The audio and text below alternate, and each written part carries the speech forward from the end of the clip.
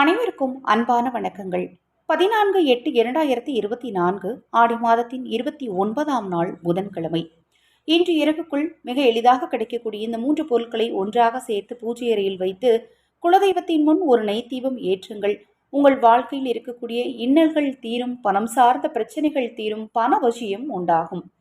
புதன்கிழமையில புத பகவானை நினைச்சு இந்த பரிகாரத்தை செய்யுங்க. நீங்க எத்தனை தெய்வத்தை வழிபடும் போதுமே பார்த்தீங்கன்னா நவக்கிரகத்தையும் சேர்த்து வழிபட்டீங்கன்னா தான் உங்களுக்கான பலன்கள் உடனடியாக கிடைக்கும். ஏன்னா ஒவ்வொரு மனிதருக்குமே நவக்கிரகம், பஞ்சபூதம், பிரபஞ்சம் இது மூன்றின் சக்தியும் ஆற்றலும் இருந்தால் தான் வாழ்க்கையில் சாதிக்க முடியும்.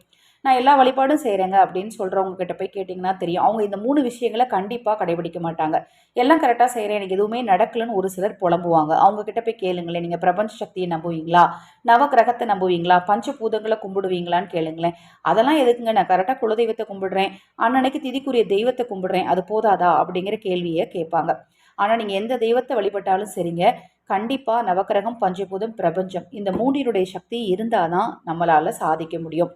இந்த மூன்றையும் இன்னைக்கு நினச்சிக்கிட்டு இந்த 3 பொருளையும் சேர்த்து உங்கள் பூஜையில் உங்கள் குலதெய்வத்தையும் இஷ்ட தெய்வத்தையும் நினைங்க. கண்டிப்பாக உங்கள் வேண்டுதல் எல்லாமே நடக்கும். உங்கள் பணம் சார்ந்த பிரச்சனைக்கு நல்ல ஒரு தீர்வு கிடைக்கும்.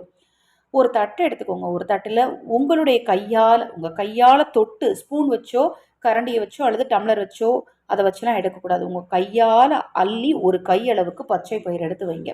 அதே மாதிரி உங்கள் கைகளால் அச்சு வெள்ளத்தையும் மண்ட வெள்ளத்தையும் எடுத்து வைங்க. 3 ஏலக்காய் வைங்க. இது 3ஐயும் ஒன்றாக தட்டில் வைங்க அல்லது கிண்ணத்தில் வச்சு பூஜையில் வச்சு உங்கள் பணம் சார்ந்த பிரச்சனையெல்லாம் தீரணும்னு மனதார வேண்டிட்டு அதை கொண்டு போய் யாருக்காவது தானமாக கொடுத்துருங்க. இல்லை அப்படின்னா பறவைகளுக்காவது மீன்களுக்காவது உணவாக போட்டுருங்க. எல்லா பரிகாரத்துலையும் நான் சொல்கிறது அதான். பூஜையில் வச்சு வழிபடுறத நம்ம சாப்பிட்றத காட்டிலும் தானமாக கொடுக்கறது அடுத்தது பார்த்தீங்க அப்படின்னா ஓடுற நீரில் கொண்டு போய் விடுறது. இது ரெண்டுக்கும் அடுத்தபடியான பலன் தான் பார்த்தீங்கன்னா நம்ம சாப்பிட்றதுனால கிடைக்கும். அந்த 2ல் தான் அதிகமான பலன் கிடைக்கும். அது 2ல் எது சாத்தியமோ அதை தவறாமல் செய்யுங்க. இப்போ நான் சொன்ன பரிகாரத்தில் ஏதாவது சந்தேகம் இருந்தாலும், பூஜை பொருட்கள் தேவைப்பட்டாலும், ஆதரவற்றவர்களுக்கு உணவளிக்க விரும்பினாலும் 9344692042 இந்த வாட்ஸ்அப் எண்ணுக்கு தொடர்பு கொள்ளுங்க. ஹரஹர சங்கர ஜெய ஜெயசங்கர மகாபெரிவா திருவடிப்பாதம் சரணம் சரணம்.